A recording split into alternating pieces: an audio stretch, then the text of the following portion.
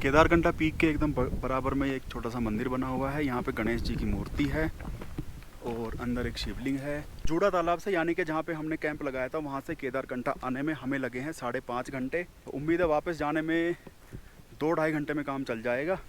अभी बजे हैं 3 और 5 बजे तक हम जूड़ा का तालाब पहुँच जाएंगे। वहाँ से अपना टेंट वगैरह समेट के एकदम से फिर नीचे की ट्रैकिंग शुरू कर देंगे, क्योंकि 6 बजे के बाद अंधेरा होने लगेगा और अंधेरे में नीचे उतरना बहुत मुश्किल हो जाएगा।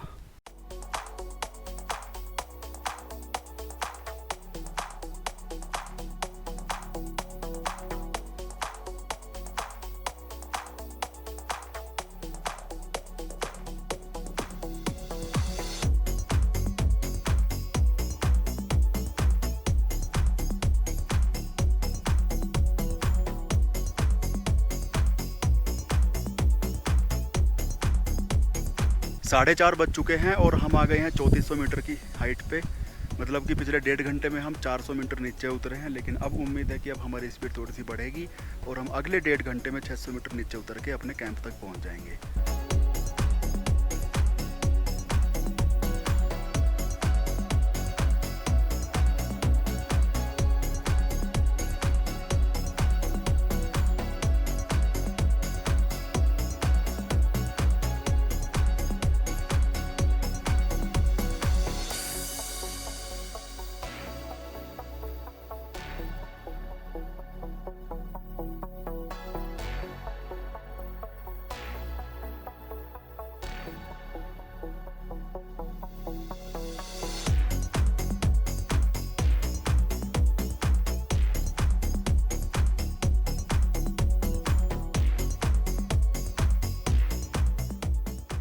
पाँच बज के 50 मिनट और हम पहुंच गए हैं लेक के किनारे अपनी कैंपिंग साइट पे।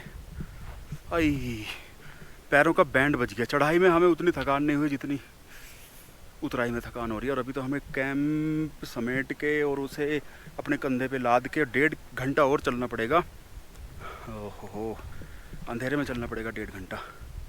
दीप्ति की भी हालत बहुत ख़राब हुई पड़ी है, वो अभी काफ़ी पीछे है। दीप्ति के साथ हर्षित है, आ रहे हैं वो दोनों धीरे धीरे। तो जब तक वे लोग आएंगे तब तक हम यहाँ पे टेंट समेट लेंगे। चढ़ाई में बिल्कुल भी मुश्किल नहीं हुई, थोड़ी बहुत सांस चढ़ी, नहीं तो कोई मुश्किल नहीं हुई। लेकिन उतराई में भाई बैंड बज गया पैरों का। आई तो देखिए भाई, अभी तो थोड़ी देर में अंधेरा हो जाएगा, तो उसके बाद की वीडियो तो हम आपको नहीं दिखा पाएंगे। तो हम यहाँ से कैंप समेट के इनके अपना हमारा जो गाइड है उनके खेत वाला जो घर है, हमने पिछली वीडियो में आपको दिखाया था, वहाँ पे जाके हम रुकेंगे और वहाँ पहुँचने में हमें लगेगा कम से कम 1.5 घंटा। हेलो जी, हेलो, गुड मॉर्निंग, नमस्कार, राम राम। आज है 16 अक्टूबर 2020 और हम केदारकंठा ट्रैक से वापस आ रहे हैं। यहाँ पे हमारे गाइड साहब के कुछ खेत हैं। खेत के अंदर उन्होंने घर बना रखा है, एक टेम्परेरी घर बना रखा है, उसे छानी बोलते हैं। तो हम उनकी छानी में रुके हुए थे। रात 8 बजे यहाँ पे आए थे। 1.5 घंटे हमें अंधेरे में ट्रैक करना पड़ा। तो गाइड साहब हमारे साथ थे, अवतार भाई, तो इसलिए हम चल पड़े। अगर वो साथ ना होते तो हम अंधेरे में ट्रैक ना करते। ये गेट है, कितनी आवाज़ करता है भाई। अबे मेरा सिर भी लग गया है ना। यहाँ पे ये सभी लोग सो रहे थे और हमने इन्हें जगाया। गुड मॉर्निंग जी, उठ जाओ। ये फिर यहाँ हर्षित का बिस्तरा है। हर्षित अंधेरा चेहरा, हाँ, अच्छी तरह नहीं दिख रहा। हाँ, ये इस कोने में हमने हर्षित को सुला दिया। इस कोने में फिर दीप्ति और मैं सोए थे। उतने अच्छे नहीं दिख रहे हैं क्योंकि यहाँ पे उजाला नहीं है उतना अच्छा। मैट्रेस नीचे ज़मीन पे मैट्रेस बिछा के स्लीपिंग बैग ओढ़ के सो गए। चाय पीने के बाद हम निकल पड़े हैं।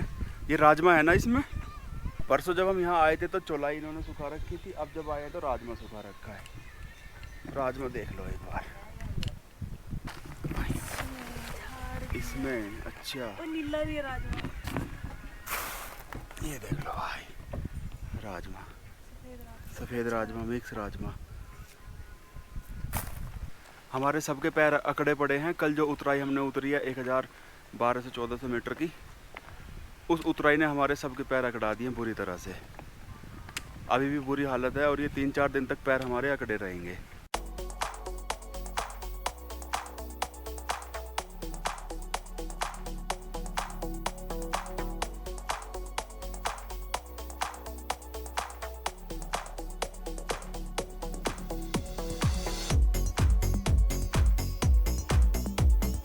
और आखिरकार जो है सड़क आ गई और हमारी परेशानियों का अंत भी निकट आ गया। पैर पूरी तरह अकड़े पड़े हैं। ये है सामने सोड़ गांव और थोड़ा सा इससे आधा किलोमीटर आगे है सांकरी गांव।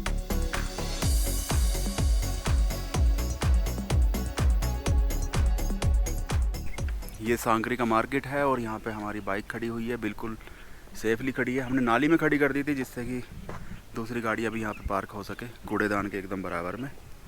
और यहाँ पे ये हमारा होटल जिसमें आज हम रुकेंगे। चलो भाई चलो। पिछली बार भी हम यहीं पे रुके, तो यही जो गाड़ियाँ खड़ी हुई है यही जगह बस स्टैंड है।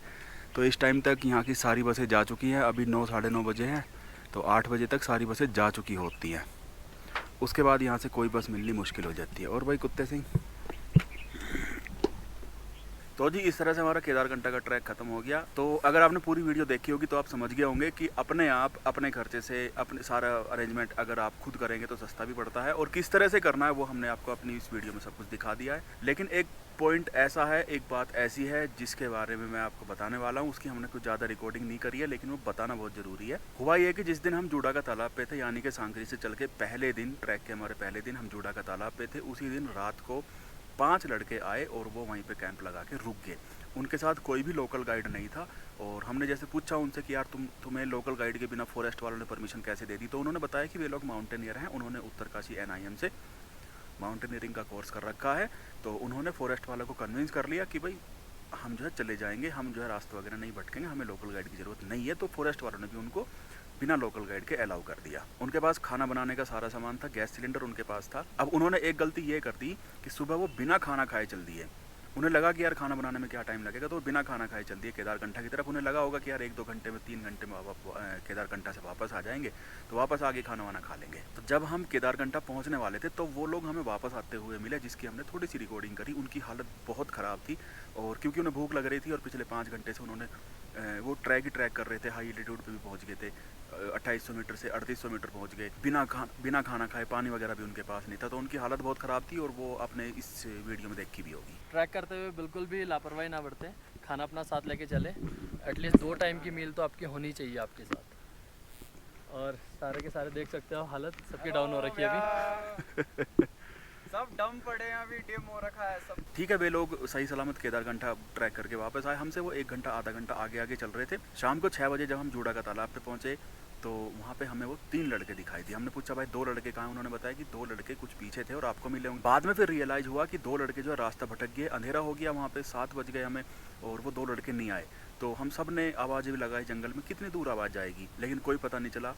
और वे खुद सभी लोग एग्जॉस्टेड हुए पड़े थे, क्योंकि सुबह से उन्होंने कुछ भी नहीं खाया था, ऊपर से केदारकंठा ट्रैक करके वापस आए थे। तो उनकी हिम्मत भी नहीं थी वापस जाके, अंधेरे में वापस जाके उनको ढूंढ के लाने की। अगले दिन पता चला कि वे लोग भी, 3 लोग जो थे वे भी सांकरी आए, उन्होंने फॉरेस्ट वालों को बताया। अगला दिन तो पूरा दिन ऐसे निकल गया फॉरेस्ट वालों को बताने में। फॉरेस्ट वालों ने अपने अधिकारियों को बताया, पुलिस वालों को बताया, पुलिस वालों ने अपने अफसरों को बताया। तो इसी तरह से पूछताछ करने में पूरा दिन निकल गया। अगले दिन भी उनकी कोई खबर नहीं। तीसरे दिन पुलिस ने टीम बनाई लोकल लोगों की, और वो लोग जंगल में गए, और तीसरे दिन वे 2 लड़के जंगल में मिल गए, बिल्कुल जिंदा थे, सही सलामत थे। भगवान का धन्यवाद बहुत बहुत। बात आती है कि ये हुआ कैसे, हुआ क्यों? क्योंकि अब भाई ट्रैक पे चल रहे हो, किसी की स्पीड ज़्यादा होती है, किसी की स्पीड कम होती है। तो अगर ज़्यादा स्पीड वाला धीरे धीरे चलेगा तो उसे भी थकान होगी, और कम स्पीड वाला को आप तेज़ चलने को कहोगे तो वो भी थकान, तो उसे भी थकान होगी। तो इस वजह से ज़्यादा स्पीड वाले थोड़ा सा तेज़ चलते रहे, कम स्पीड वाले अपनी स्पीड से चलते रहे, और उनमें काफ़ी गैप बन गया। 3 लड़के सही ट्रैक पे चलते रहे, 2 लड़के जो थे रास्ता भटक गए, जंगल में चले गए। एक बार रास्ता भटक जाने के बाद आपको अगर एक्सपीरियंस नहीं है तो फिर सही रास्ता पकड़ना थोड़ा मुश्किल हो जाता है। अब वो बचे कैसे? बचे इसलिए कि वो जब उन्हें रियलाइज़ हुआ कि वे लोग रास्ता भटक गए हैं, उनके पास खाना नहीं था, सुबह से उन्होंने कुछ भी नहीं खाया था, गर्म कपड़े भी नहीं थे उनके पास, रात को काफ़ी कम टेम्परेचर था, तो रात के लायक भी उनके पास गर्म कपड़े नहीं थे। तो उन्होंने अंधेरे में चलने की बजाय, उन्होंने अंधेरे में सियाना बनने की बजाय एक जगह बैठ जाना उचित समझा, जो उनका लाइफ सेविंग डिसीजन था। वो 2 दिन तक वहीं पे बैठे रहे, एक जगह पे बैठे रहे, आसपास घूम के आते, उन्हें पता चलता भाई रास्ता नहीं मिल रहा, तो वो वहीं पे आके बैठ जाते। तीसरे दिन जब रेस्क्यू टीम उनके पास पहुंची तो वो बहुत कमज़ोर हालत में उन्हें मिल गया। तो बस यही मुझे बताना था। आप भी अगर केदारकंठा जाना चाहते हो तो किसी भी तरह की जिद मत करना कि यार हम तो चले जाएंगे। देखो जंगल में जाने के बहुत सारे रास्ते होते हैं, सैकड़ों वर्ग किलोमीटर का जंगल है, और हर जगह फेंसिंग, पूरे जंगल में कहीं पे भी फेंसिंग नहीं है, तो आप कहीं से भी एंट्री कर सकते हो, कहीं से भी एग्जिट कर सकते हो। बहुत सारे रास्ते बने हुए हैं।